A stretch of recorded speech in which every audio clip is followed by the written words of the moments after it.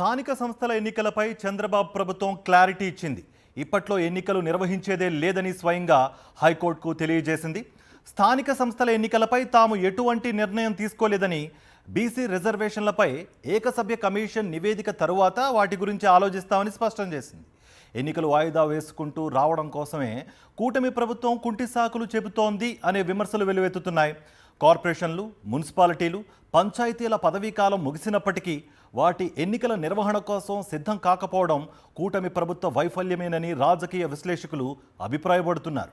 కూటమి ప్రభుత్వం అధికారంలోకి వచ్చి 2 ఏళ్లు పూర్తవుతుంది.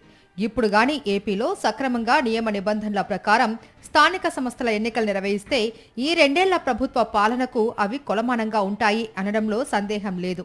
ఈ నేపథ్యంలో ఇప్పటికే కార్పొరేషన్, మున్సిపల్, పంచాయతీల పదవీకాలం ముగిసింది కాబట్టి స్థానిక సంస్థల ఎన్నికలు నిర్వహించాలి అని ప్రతిపక్షాలు కోరుతున్నాయి. అయితే ఆ పని చేయడానికి కూటమి ప్రభుత్వం ముందుకు రావడం లేదు. ఇదే విషయాన్ని హైకోర్టులో స్వయంగా ప్రభుత్వమే ప్రకటించింది.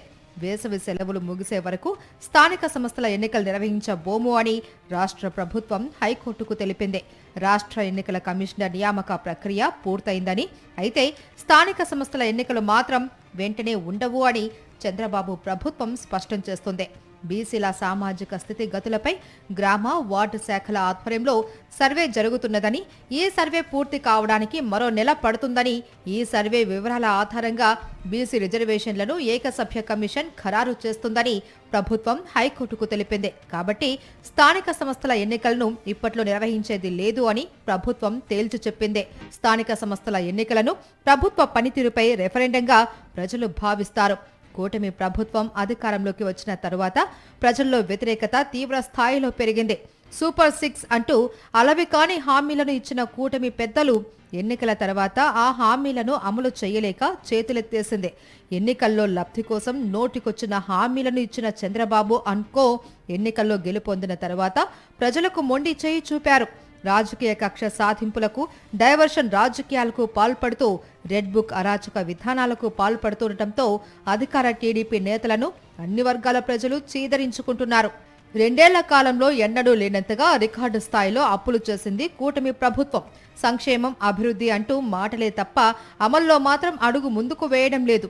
ఈ నేపథ్యంలో కూటమి ప్రభుత్వం పనితీరుపై ప్రజలు తీవ్ర నిరాశతో ఉన్నారు. దాంతో ఇప్పుడు స్థానిక సంస్థల ఎన్నికలు జరిగితే ప్రజల్లో ఉన్న వ్యతిరేకత కొట్టొచ్చినట్లు కనిపిస్తుందని కూటమి పాలకులు భావిస్తున్నారు. ప్రస్తుతం కార్పొరేషన్లు, మున్సిపాలిటీలు, పంచాయతీల పదవీకాలం ముగిసింది. సెప్టెంబర్లో ఎంపీటీసీ, జడ్పీటీసీల పదవీకాలం కూడా ముగుస్తుంది.